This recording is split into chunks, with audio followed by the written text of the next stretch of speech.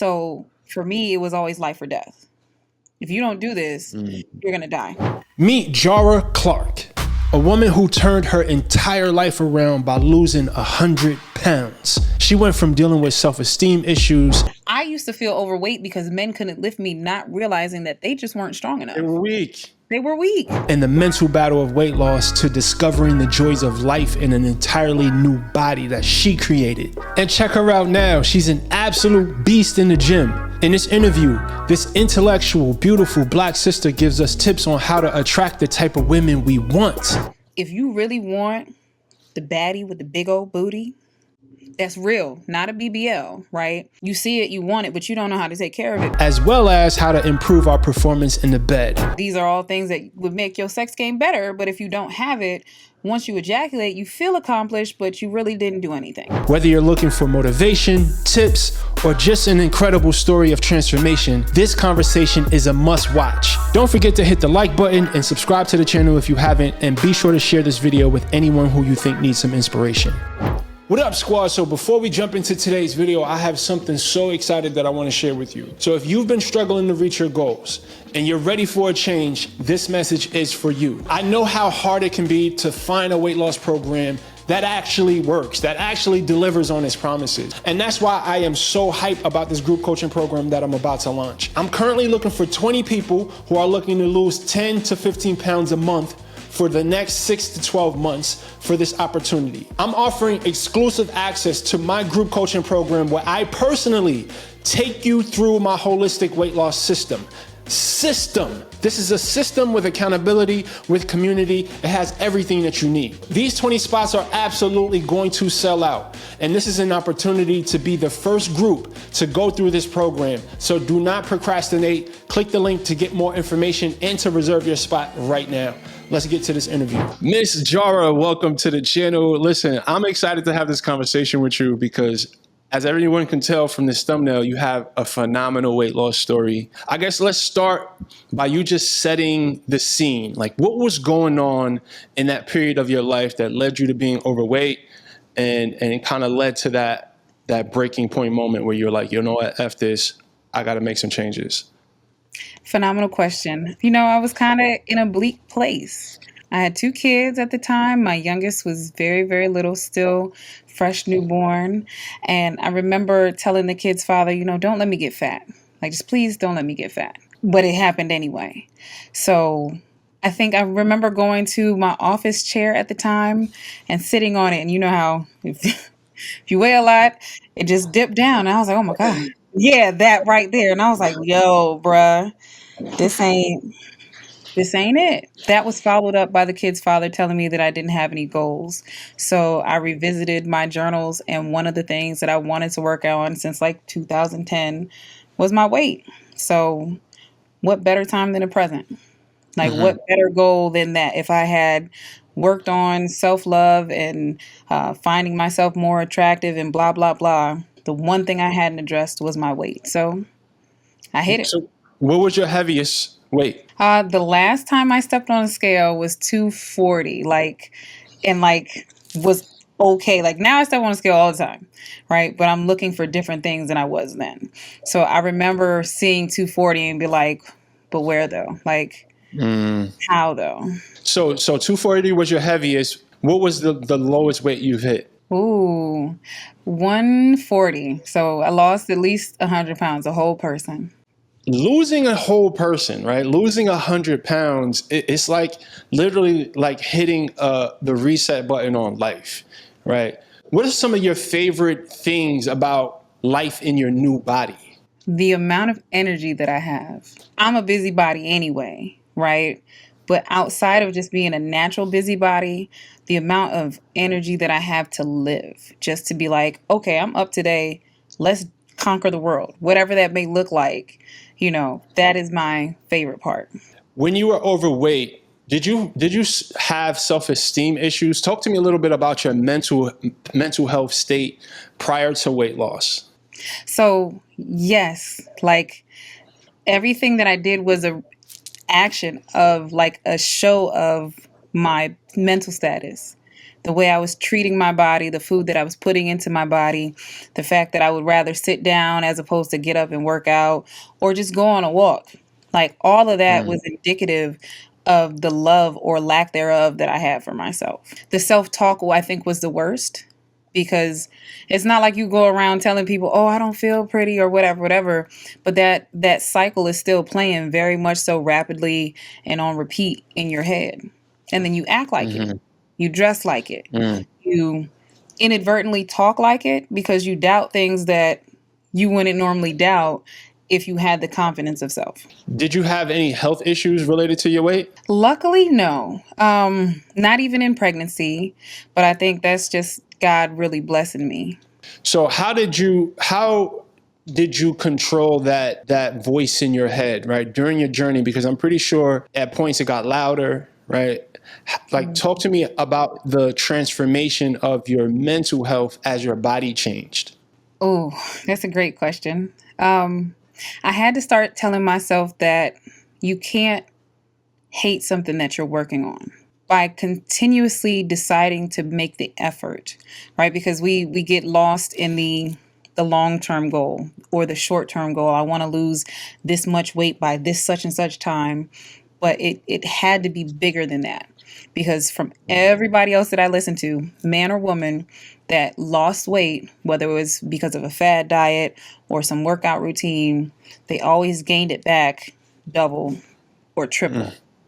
And I wanted to avoid that. I was like, I don't want to, if I do this, what do I have to do to make it stick, to make it last, to make it forever? So, and one of my clients asked me this the other day. I recommitted myself to myself. And for me, that looked like one, giving myself rewards for the small victories, right? I wasn't allowed to go buy any new clothes until I was committed for 3 months. And then I always tell people that are my clients, the way I talk to you is the same way I talk to myself. So be prepared because it's not the nicest tone. Depending on how you react, it may not be the nicest language because there's no time for excuses, right? When you really, really want this, you can sit up here and tell yourself, oh, well, maybe tomorrow. Oh, well, I'm tired today or XYZ, you know what I'm saying? Laundry list of whatever the excuse may be. And I couldn't let myself succumb to that excuse. I had to make my willpower stronger than my greatest excuse. Let me ask you this. So consistency is the biggest struggle for most people. In those moments where you struggled to get yourself to work out, you struggled to eat that, make the healthy eating choice, what got you through those moments? Like, how did you find consistency? That's where my motherhood comes in, right? Everything is life or death. Moms, we take everything like to the 10th extreme, and it's really not that serious. But in our minds, it is like, oh my God, if you don't look both ways, you're going to get hit by a car and you're going to die. Like, Mom, that's not really how that happens. But yes. So for me, it was always life or death. If you don't do this, you're going to die. And do you want to die now? Like, you're going to die either way, but do you want to die now? Or you want to sit in this and die slowly? Like, that's your choice. You can have a long, happy life doing whatever you want, or you can bitch and moan and complain about all of what you didn't do and then still die. That's powerful. Yo, you're a G, Jara. So when you first started working out, let me speak for myself. When I first started, I was very intimidated by the gym. So when you first got started, what were some of the exercises that you started with? Oh, I was in classes because the camaraderie, right? I was looking for community because I knew it was a journey that I had to take. So body pump and Zumba, and then it was called hip hop at the YMCA, but it's now mixed fit. So that was kind of my introductory. But then I lost too much weight doing a whole bunch of cardio, and I was like, oh, I don't like this. So I think people underestimate the power of group classes, especially men. I think a lot of men are afraid to kind of step into that world. I don't know if it's our egos, but... I was about to say, it sounds like an ego problem. Yeah, but I definitely used to do group classes, mixed fit, And especially in the beginning when you don't quite know what you should be doing in the gym, I think it's a powerful tool for that, for sure. Right, and then you're intimidated. It's what they call it, gym intimidation. Gym intimidation. Yeah, you know, you don't know what you're doing. You don't know who to ask because you don't want to feel. I don't know what the word is, but everybody goes through that thing where it's like, I'm new. I know I'm new, but I want to be better. Yeah. So, gym classes, yeah. So what are your favorite exercises now? Squats. Matter of fact, let's go get some squats in. All right. You're a straight up G. Nah, and I love that because it's important to keep that perspective. Like, I think recognizing and reminding yourself about your mortality is a powerful motivator, for sure. So let me ask you this. In those moments where you messed up, because I'm pretty sure that didn't always work, right? It didn't always get you into gear if you were having moments of, just challenge, like being challenged and getting yourself to do whatever you need to do. How did you get past the moments where you messed up? Like, what was your strategy for that? I made it fun. So I never did a workout that I didn't like. Like, I may hate every workout. Don't get it twisted. They're all intense. They're all hard. They all suck. I can't stand them at all. I would rather not. I like to play video games and eat pizza and cookies and cakes. However, lifestyle, right? When I really got started, it was about finding something that I liked, like so much that no matter what, I was going to do it.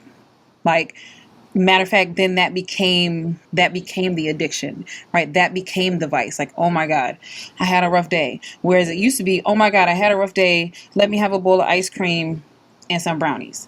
Now it's, oh my God, I had a rough day. I got to get to this dance fitness class so I can shake something, you know what I'm saying? So I can get this up off of me. Like, because that will make me feel better.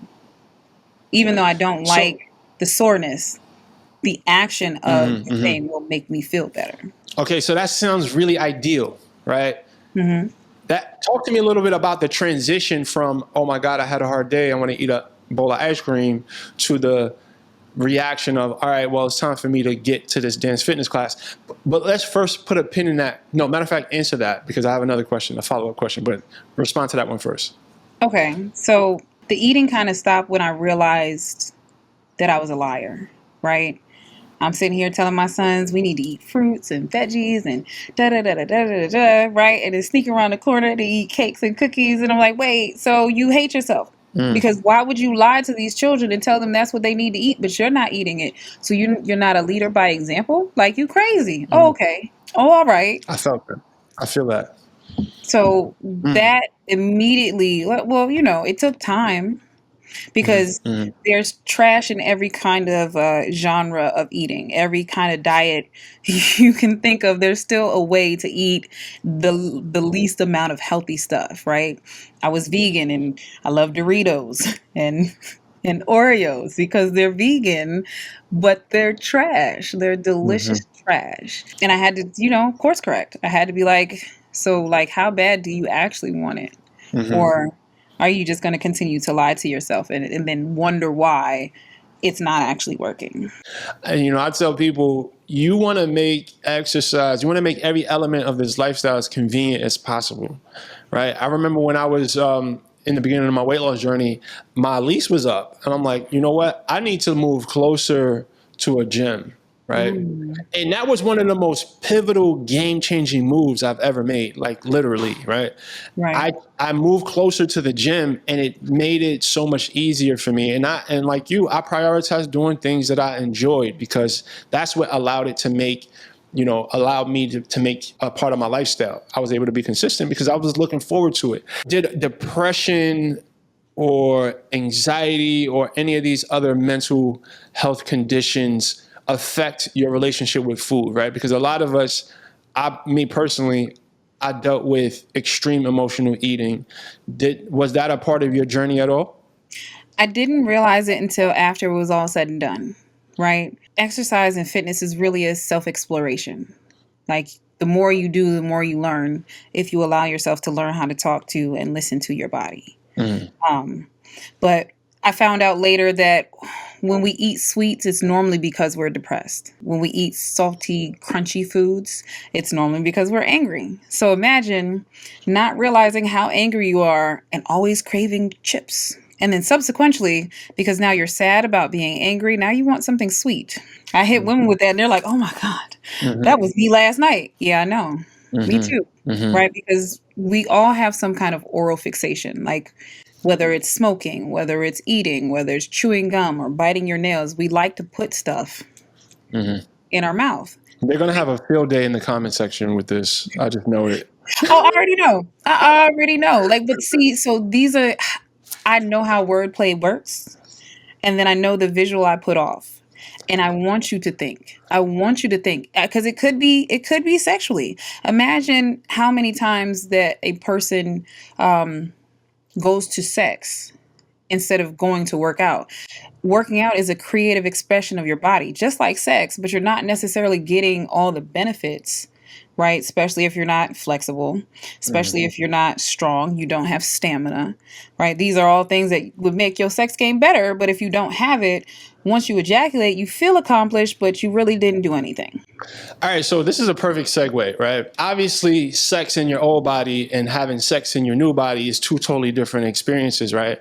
And as men, because this channel is mostly, viewed by men, I try to use, like, my sex game is on a completely different level now, and I try to use that as the carrot to kind of encourage men to really prioritize taking care of their body. So speak to that a little bit for me, like the difference in the two experiences. So to that, right? First of all, men, please, please, please remember to do yoga. Remember to stretch. Remember to open your hips. Tell them. Because that's what really, it's not the ground and pound that the ladies love. You know what I'm saying? The versatility of the axis of the rotation of your hips. Listen, without getting I'm not gonna get too graphic. Go ahead. I'm gonna just let you. Right. See, again, it's wordplay. Be working. My hip openers definitely increase the reach. Thank you. But again, it's the stamina. It's the ability to withstand, right? You shouldn't be complaining that holding a plank for a minute is difficult. I mean, because that's the position that most of y'all like to assume. You get tired, now you sweaty, now you dripping sweat, and I know all about it. You know what I'm saying? How you feel like you did something, but she's so nice to you that she won't actually tell you that it was terrible because she loves you so much. When in reality, y'all could be going for, what's that song called? Hours and hours. Especially if both of you are into. Studies show. Listen. Let's take it back. Studies show Talk your shit. that the more physically inclined you are, the better sex you have. And then if you are what you eat, add to the fact that a nutritious diet makes you taste better. And that's both men and women. Like you missing out on some good education. Listen, I got my diced pineapples are in the fridge right now. That part. You and me both, brother, because you know what I'm saying? And it took me as a woman a while to catch that because men would always see me eating fruit. And they'd be like, damn. Right. And I never got it because I'm like, yeah, the fruit is delicious. No, you're making an association between what I eat and how my body is now regrowing its cells, its molecular design because of the food that I'm feeding. Because remember, without getting too scientific, all we are is just molecules that need to be fed by the things we put into our mouth. We are what we eat, literally. Literally. Like it's not science, but it is science. So I know you believe in the holistic approach to weight loss, right? Can you explain how this approach differs, right, from just focusing on diet and exercise? I guess start by explaining what the holistic approach is and then talk about how it's different from just diet and exercise centric approaches. Okay, so most fitness regimes, look at any gym you go to, they focus on the body and they focus on the food. They totally forget the brain. Holistically, we are a brain that functions. So this universe, I used to say, this universe takes care of this universe. So as above, so below. So if you box, right, they might say where the head goes, the body follows. So holistically, whatever you think, so shall you be. So if you think it's going to be hard, it's going to be difficult. There are so many times that in a gym, especially working out with men, because I prefer, right? That's my safe point. Because men will say things to me in an aggressive way that will challenge me, but also put me in a place, right? Because God forbid I'm ever in a situation where I have to defend myself from a man. Now I know what it sounds like. Now I know what that level of anxiety feels like. And I understand flight or fight response. You know what I'm saying? I'm ready to go. But also it's nice. Like men like to train with women for the same reason women like to train with men. Y'all look good. I look good. Y'all are gonna tell me how to get the waist ratio smaller. And it's the same thing. It's just the body's different.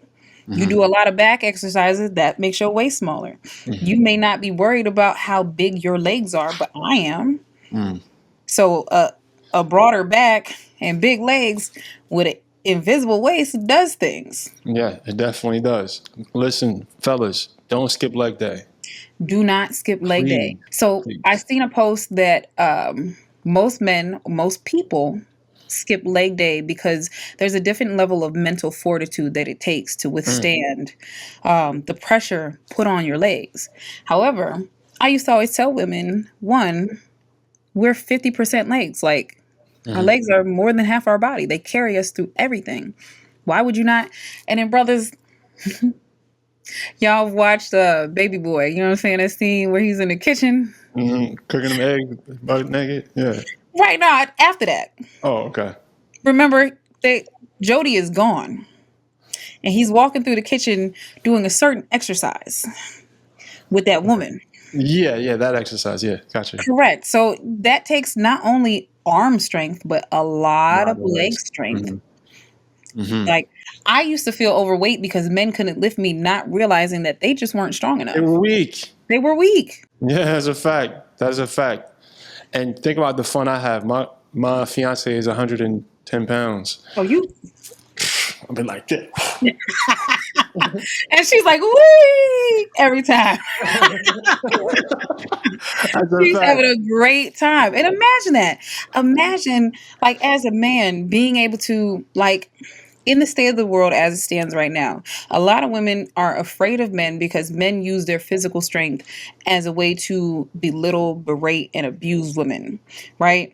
So now sex is a tool to like demean women because you're not strong enough within your own masculinity to manhandle her appropriately. That part. Yeah. Okay, so let's wrap this up. So to the men watching this, because most men, their number one incentive is they want to find a mate. They want to be attractive, to women.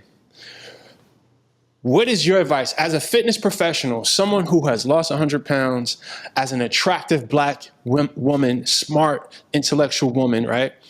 What is your advice to a man who is trying to find some motivation to lose weight? Ooh, so I say this to men and women. You ain't gonna get what you don't have.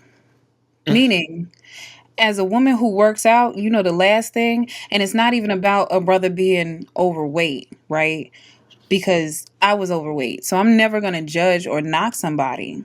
But what you won't understand is the level of effort, dedication, and discipline that it takes on a day-to-day basis for me to get up when I don't want to get up when I might be bleeding, and still put in work to maintain this physique and in some cases grow it. So if you really want the baddie with the big old booty, that's real, not a BBL, right? She's actually spent time and effort on that.